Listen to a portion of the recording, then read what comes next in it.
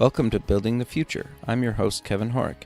You can check out new episodes of the show every Tuesday and Thursday at 2 p.m. If you missed an episode or want to get more information about the show, please visit buildingthefutureshow.com. Welcome back to the show. Today we have Michael McAleenan, founder at Venue Viking. Michael, welcome to the show. Thanks. Glad to be here. Yeah, you have a bunch of stuff going on, and it's quite impressive. But maybe before we kind of cover what you're working on, let's get into your background and kind of where you grew up. Yeah, of course. So I was raised in New Smyrna Beach, Florida, small little town on the East Coast. Okay. Interesting. Yeah, it's a small little town on the East Coast, and it's a trap over there because it's so beautiful, and you could literally just live on the beach every day and work in a restaurant or something like that. But I had to get out, so I moved over to the Tampa Bay area. That's where I went to school over there. I graduated with a degree in marketing, and also went to That's cool. So what made you want to go into marketing, I guess? Yeah, I always had a strong background in sales. I like talking to people, and as long as it was a product that I was passionate about, I always felt like I could communicate it, very well. Sure. So I'm curious then, you got a degree in marketing. What kind of companies did you work at coming out of school, or did you kind of start your own venture? Yeah, so I worked with some companies. I started out with an internship at Walker Brands, which was a branding company. Okay. Learning all, the ins and outs of branding and marketing. I did a second internship through a restaurant, Seasons 52. I'm sure you've probably heard of it. Yeah. As a sales manager for private events. So I started that, and I ended up really liking it. I was in the hospitality industry, all through school, bartending, serving. Sure. And when I did this internship and started working on these private events, I really, had a passion for it. Okay. Yeah. So at what point did you decide to kind of go out on your own and do your kind of own venture? Yeah. So I had my internship, and then I ended up being hired on by Darden, Eddie V's Prime Seafood, as their sales manager. I opened up the first Eddie V's since Darden acquired the brand in Tampa Bay. Okay. Helped them launch, and from there I also helped a couple other restaurants develop their marketing and sales for private events. And I always had this way about me, and people always loved the way I handled myself when they were trying to book an event with me, because I was very streamlined, to the point. Okay. And that's what people liked working about me. And I was like, well, I can do this. I can create this same process that I, give to everybody, that everybody loves, in a software. And that's kind of where Venue Viking came into play. Okay. So you basically took a need that you saw personally and just kind of being in the industry, and then decided to turn it into your own business? Right. Yep. Interesting. Okay. So what was broken about the event booking space, and why was what you did so valuable? Yeah, I mean, I think it was just frustrating. It was frustrating for myself. It was also frustrating for the people booking events. It was a very fragmented process. Okay. A lot of times people, had to call in, and either, someone answered or someone didn't answer. They couldn't find the information online through the website. Sure. There's all these little problems that people, came in front of. And the reason, going back to why people liked working with me, I just felt like I was always very responsive, very, quick to reply to emails and answer phone calls. But then even just from, booking the event, once they got in communication with me, it was like, you had to see if the space was available, quote them a minimum or a fee, Sure. Develop their menus, and all these different things that really you didn't need me to do. You just needed a software that could do it for you. Okay. Almost like step-by-step process. Because somebody like myself, if I'm trying to book an event and I'm looking for a venue, I don't really know what's even all involved, right? So basically, walk me through what exactly you guys do when I come to the site, and then kind of what do I do from there? Yeah, well, first and foremost, Venue Viking is a listing service. So you can literally find the venues online through our site. But then secondly, we are a event management and booking software. And what we did is we created the first the first client-facing booking software. So, and how we did that is we allowed the venue owner and manager to customize the exact steps that they need to book their space out. So it's customizable to any venue. So if it was a smaller venue with only one private space for 10 people, their process might be very minimal. Could be 3 steps and then they're done. And then you go into like a wedding or a bigger type of event with more space, or a bigger venue with more spaces and things like that. They could have a 15-step process, to book the space. But you can do everything from selecting your menus to selecting AV and rentals if you need to do that. So it's really up to the venue how they want to book their venue. Very cool. So if I'm a venue, how do I kind of go about setting up with you guys? So basically, you can find us online at www.venueviking.com. We've been doing some, small marketing pushes into the cities that we have existing venues already in our listing software. Okay. So that was kind of the idea, was to build the listing portion and get venues involved with Venue Viking before it was even really a thing, and get them acclimated to the name and what we do. And now we can go back and target all these venues that are already a part of our site. Sure. And then how do you kind of monetize this right now? Do you guys take a cut or? So yeah, we monetize Venue Viking by, offering the booking software as a subscription service. So it's a reoccurring subscription service, but then we also get paid on per booking by the number of guests in that party. Okay, very cool. So you basically handle everything from, the user signing, or like the person that wants to run the event, and then do you handle kind of once they get there, like their ticketing and kind of that kind of stuff as well? So right now there isn't a ticketing feature associated with Venue Viking. It is a process that we do foresee down the road, especially if we get into the convention space and things like that. Right now we're really just targeting on restaurants with private dining. I think that's our niche right now. Okay. So we're going to really focus on that. And then as this thing evolves and develops, who knows where it's going to go. Sure. And as you get more feedback from users and whatnot, yeah, that makes a lot of sense. Right. So as a user, how do I kind of use the tool? Like if I'm looking to go dine somewhere, what's the process around that? Right. So you can simply go to venueviking.com and search the city that you're looking to plan an event in. It's going to give you our top venues, and you can search on there. But if you had a specific venue in mind, and you went to that venue's website and they were a part of Venue Viking, you'd also be able to go through the same simple booking process through the widget that's going to be on their website as well. Okay, very cool. Similar to kind of Open Table, that kind of thing. Yeah, correct. Okay, I got you. Okay. So I'm kind of curious then, where do you kind of see this going in the future, and kind of what cities are you in right now? And obviously you want to expand. Right. So, we launched the listing side of Venue Viking back in March. We're at 3,000 venues nationwide. Wow. We're in about 25 cities right now. Okay. For the booking software, we're just in our beta testing for that. We really want to start more targeted and more niche, probably local in the Tampa Bay area. We do have 3 restaurants already involved in the beta testing for the booking software. And as soon as all the kinks are worked out, we're definitely going to start in Tampa Bay and then move out from there. No, that's very cool. I like that idea where you basically built a version and you got a bunch of people using it, and then now you're kind of beta testing in an area, and then you're saying, well, we're going to tweak it and then start rolling that out, kind of nationwide. I think that's really important and kind of something to stress in the startup community. I think too many people try to build like every possible feature or like compartment or module or whatever you want to put of a product, right? And you got a version out there, and then you're adding as you're going and you're getting feedback. I think that's kind of super important. And kind of maybe how did you guys decide like what to roll out first, and kind of why you didn't roll out maybe that piece, until after, like maybe a version 2 or whatever? I think it comes down to as simple as, the listing portion of Venue Viking. It was easy. Okay. It was easy to develop, and it was easy to implement and get these venues in the system.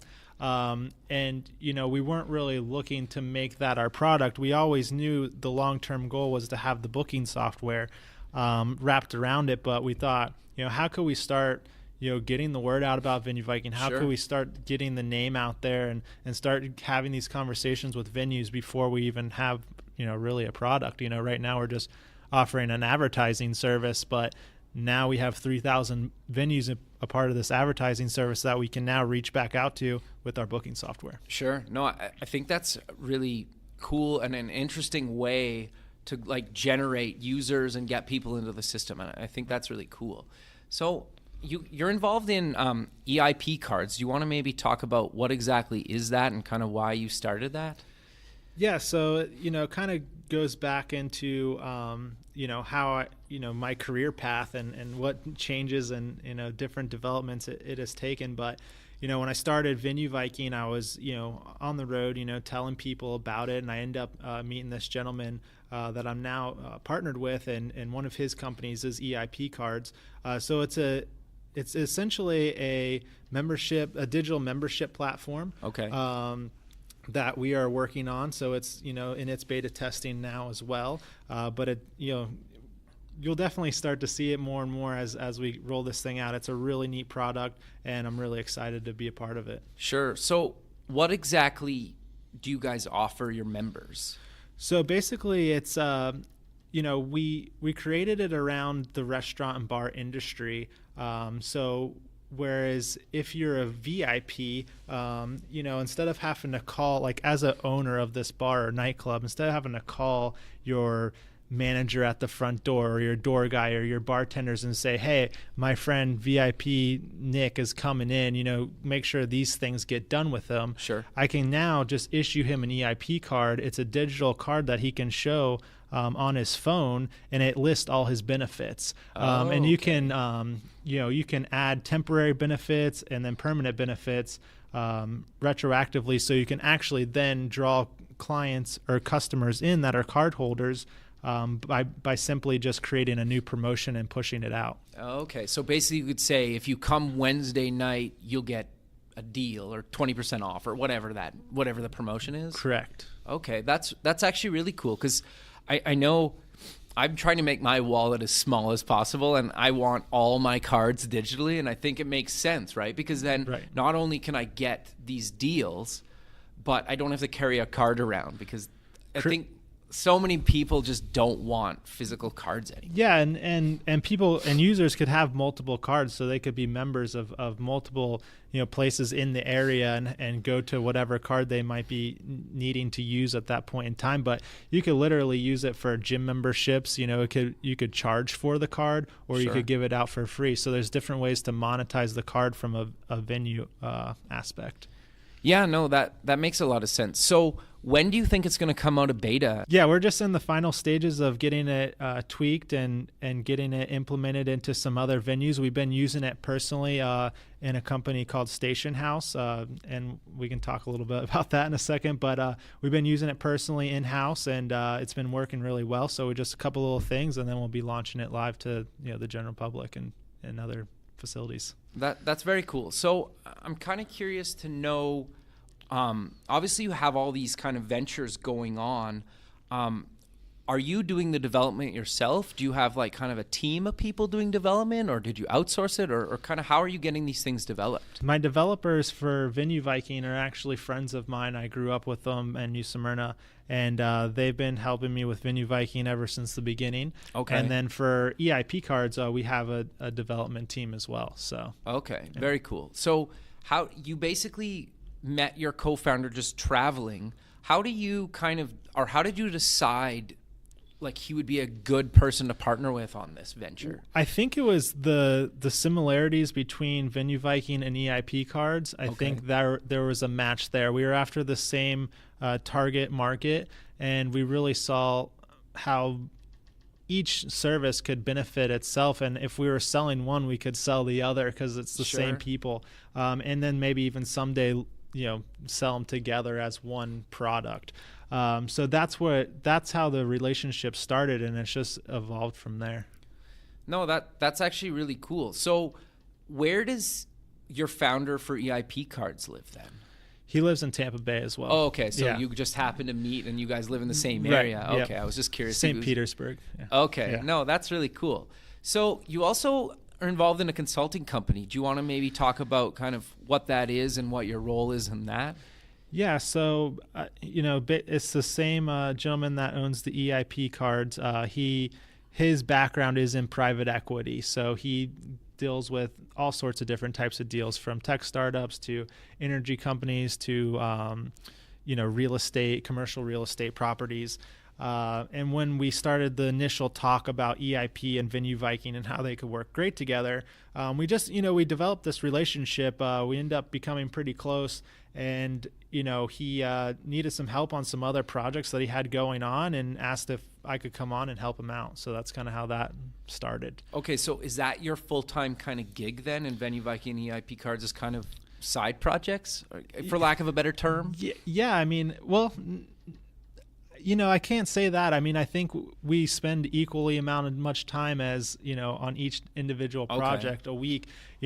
For me, I just don't sleep. yeah, fair. No, I totally get that. No, I think that's important, right? I think so many people get told that they need to like quit their full-time job and like do something full-time, right? Where I don't see anything wrong with having a couple ventures and a couple things that you're involved in that you basically spread your week of time out, right? And I'm in the same boat as you.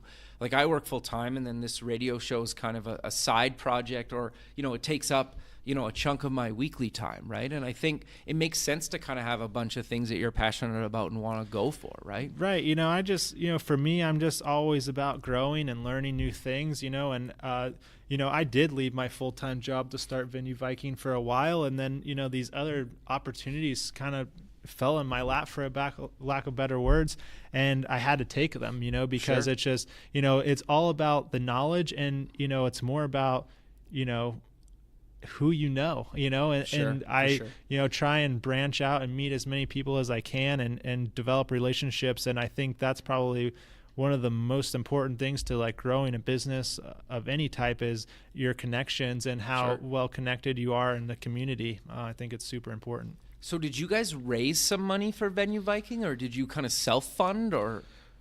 We primarily bootstrapped the entire project. We did receive a small amount of funding up front just to get us started. We will be starting a seed round here shortly. Okay. Yeah. And then what about EIP cards? Is your business partner kind of funding that? Yeah, my business partner is pretty much funding that. We're in a good place right now. So, basically all the development and all these things are pretty much done. So now it's, up to just these little tweaks and to go start selling it. So sure. So I'm kind of curious, when you guys, in your consulting job, what do you guys kind of do, and what types of clients do you usually work with? Yeah, so we work with all sorts of companies, but, we work with all sorts of different clients. One of the projects we're focused on right now is a building called the Station House. It's in downtown St. Pete. And what we did there is we created an ecosystem of businesses and tech with a restaurant and coffee tea bar, all within this 5-story building. We offer memberships to it, but you can also come in as an individual and work and network. And it's just it's a great ecosystem to meet and network and build your business.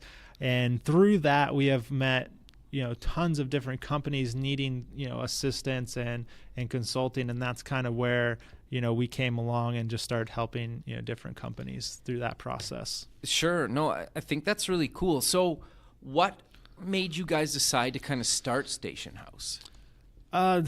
Station House was my co-founder. He, was a passion of his. He bought the building. He originally was going to make it a hotel. Okay. But then he started, he has family in New York. So he started going to some of these bigger all-inclusive ecosystems like the Ace Hotel. And then the WeWorks were popping up here and there. And he really liked that model. And that's kind of, what gave him the idea to do this. And St. Pete, has a bunch of tech startups coming out of it, and just different businesses starting up all over the place, and there isn't anything like it over there. So he thought it would be a good fit, and so far it's been a great success. We've leased out all our office space. We're building members right now. We're doing founding member specials, and everything's going really good. So obviously there's a really good tie with EIP cards into that and kind of the member loyalty stuff, but what other services do you guys kind of like? What's a base package, and then kind of the different packages that I can get at Station House? Yeah, so basically the basic package is the individual package, and it gets you access to the building between 9 to 5. We have a private level just for members only on the 4th floor. It's an outdoor terrace where we offer just space for people to work out of, Wi-Fi. You get discounts on the coffee, tea, discounts in our restaurant. Sure. You get a locker so you can get your mail forwarded there. Oh, nice. And things like that. So it's very business oriented, but it gives, startups and people that don't have money to necessarily pay for an office suite in the downtown area, to have a place to work out of now and call their home. Sure. I think that's really cool. And you kind of mentioned the networking. I think that's super important too. Like just being around other people, kind of doing something, even if it's in a completely different industry. You guys are all going through kind of the same issues, like payroll and software for that, and like what do you use for this, or how do you handle that, or and I think just having a group of people around you day to day that just to say like, you guys had this problem a few months ago, like I'm here now, like what, how have you found kind of just having people around, kind of help each other? Well, that's the beauty of it all. I mean, the reality of it is the tech industry needs businesses. They need attorneys. They need CPAs. They need a banker, and then those companies need tech companies to keep their business, going. So it really is a neat thing to see when you see these companies within the building connecting with each other and getting help from one another. It's really neat. Sure. No, totally. So you said you're full right now. But are you guys looking to potentially expand then if it's doing that well? Well, when I say full, I mean the office space is all full. Oh, okay. So we have plenty of room to grow in membership. So we are still driving our memberships. We're looking for corporate sponsors and things like that to be a part of the building and come, because we do have conference rooms and things like that, so people can host meetings there. Full in a sense that we out of office space. Okay. So how many people again are in this space at Station House right now? Yeah, so we have 14 office tenants, and then we have about 40 members right now. We also have a yoga program that they have their own memberships as well. So, there's just a bunch going on within the Station House. So you offer kind of yoga. What other programs do you guys kind of offer there? So we do yoga. We have a TRX instructor that comes in. We have a room, we call it the Do Things room, where people can come in and do yoga or TRX or Pilates or, whatever. And we try and find these instructors with an entrepreneurial spirit to come in, rent the space from us monthly and have a membership. And then they charge their clients whatever they charge normally or whatever they want to do. So it's giving people an opportunity to become business owners. Sure. No, I think that's really cool. So I'm kind of curious to know, you have a bunch of these ventures going on and, you've partnered with people. What kind of advice would you give people kind of looking to start something, that are a little scared because you quit your full-time job to do this and then you kind of ended up getting another kind of job and you're doing all this stuff? Like, what kind of advice would you give people looking to kind of just do their own thing and just go for it?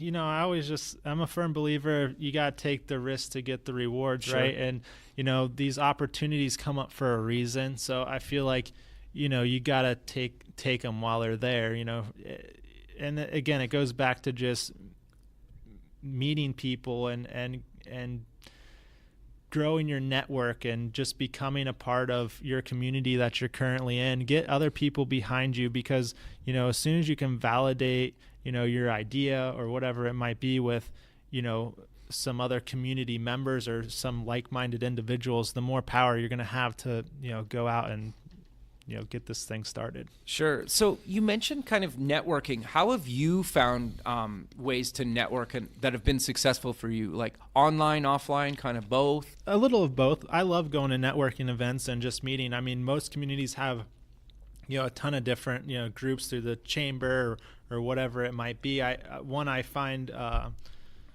one of my personal favorites is 1 Million Cups. I don't know if you ever heard of it before. No, but what is it for people that don't know, like myself? Yeah, it's a company, or actually it's not a company. It's a program created by the Kaufman Company. They're somewhere located in the Midwest. But basically, they created this thing called 1 Million Cups. It's a nationwide event. It's every Wednesday. It's in different communities all around the nation. At 9 a.m. and it's two entrepreneurs get up and speak and pitch their business to the local community, and it's a big networking event, afterwards. So it's a great way to kind of solidify an idea if you have one, because anyone can get up there and pitch. It could be, just an idea phase, or it could be or it could be a company that's generating income. So they take all sorts of different kinds of companies, and it's just a way for you to get out in front of it, validate your idea, and then meet with your local community. So I pitch my idea, and then do I kind of take questions from the audience and get feedback, or how does that work? Yeah, so like I said, they do 2 presentations every week, and you get 6 minutes to present, and then there's a 20-minute Q&A. Okay, very cool. And then obviously during the networking event, people can come up to you and ask you, is it usually try to pitch to investors, or it's just kind of pitch to anybody and they'll just give you your feedback? Yeah, it's not really meant to be for investors. It's really more just it's just a way for you to get comfortable with pitching in front of people, and also, the community, the people in your community always have good feedback. Sure. So that's what it's more for, getting feedback and hearing if your idea is, it's more about just getting feedback. Sure. No, but I think that's super important, right? And getting up in front of people and just saying here's my idea. What do you guys think? That gives it gives a good venue for that, right? And I think a lot of people don't really know, right? And just having something to go to weekly, and if people know, if you go weekly and month, after a few months, you're going to know a bunch of people there. You're probably more likely to get up in front of kind of your colleagues, really, and pitch something, right? Instead of you just pitching in front of a bunch of strangers, you're basically pitching to a bunch of people you already know, or at least some of the people in the audience, correct? It sounds like you go all the time. Yeah, I try to go regularly. And I've pitched in multiple different cities. I pitched in St. Pete, Tampa, Orlando, Daytona Beach has one, Miami has one. I mean, they're all over the place, and I pitched at 5 different ones. And every time I do it, I always get valuable feedback and meet some cool, interesting people. So, what value? What was the reason you decided to go to other cities to pitch at their thing? Just to get feedback? Yeah, for me, it was more of a practice. It's like a practice run for the real thing. So when I do have that opportunity to talk to an investor, or I do have that opportunity to do this pitch competition, I feel like I'm prepared. Sure, that's actually really important. You're basically practicing your public speaking, right, in front of people that you know. And yeah, you're right. That makes sense. When you're actually pitching in front of investors, you can work on your pitch in front of people. And then I'm sure you could ask, okay, what resonated well, what didn't resonate, that kind of thing, right? And just get feedback from the audience. Exactly. Exactly. That's actually really interesting. So I'm curious, do you go to any other kind of networking events on a regular basis? Yeah, I mean, I try to go to a bunch of chamber events. I have a friend, he has a company called Newtown Connections. He's just based in Tampa Bay right now, but it's a great company for people just moving into the area. He hosts a ton of different networking events, so I love going to his stuff. Okay. No, that's very cool. I think that's the thing that I think a lot of people struggle with, is actually just networking and meeting people. And it sounds like, and I would put myself in the same boat, that you got a lot of the things and you've moved forward in your career just by networking in a lot of cases, right? Like you met a co-founder, that could tie into your current business. You got kind of another gig. And so basically I'm in the same boat, right? That it was just, we put ourselves out there and just kind of just let things happen, right? And it seemed to work really good for you.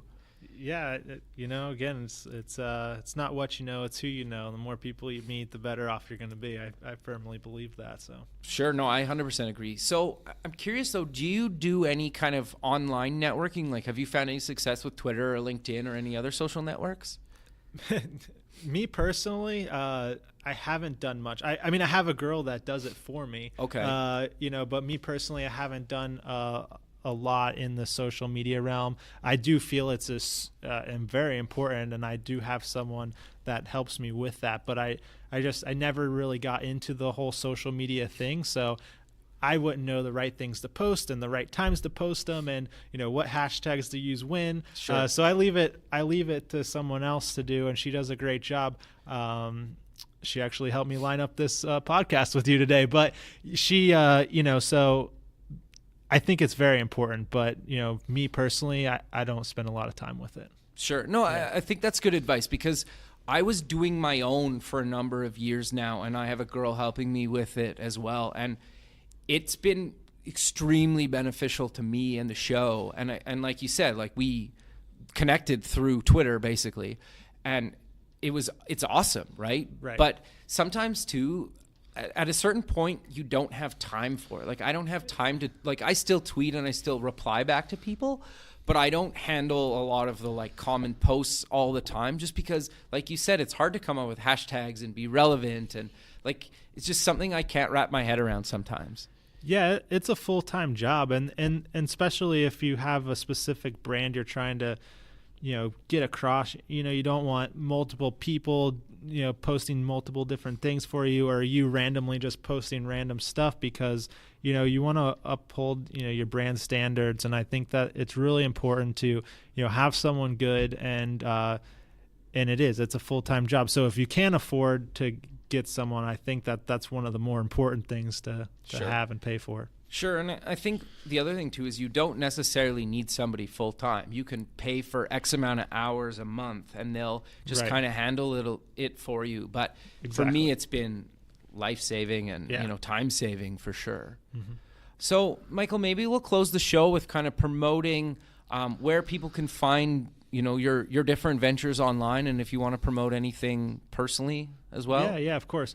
So obviously, if you're planning an event or you're looking to book an event, go to venueviking.com. You can also find me on Facebook or follow me on Twitter. It's it's venue_Viking. You can also check out Station House if you're ever in St. Pete. We'd love to see you in the building. There's a lot of different programs going on through the facility. We have a lot to offer throughout the building. The food's excellent in our restaurant.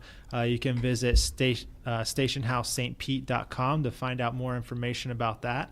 EIP, you can go to eipcards.com to learn any more information about that. Again, that's a digital membership platform that we'll be launching here shortly. Yeah, I think that's it. I have a beautiful wife at home. She didn't get to come with me today, but I wish she would have. I feel like more people would have came to my booth if she was here. Maybe tomorrow. Maybe. Cool. Well, thanks again for doing this, and I look forward to kind of following what happens with you guys over the coming year. Thanks for listening. The music for the show is done by Electric Mantra. You can check them out at electricmantra.com and keep building the future.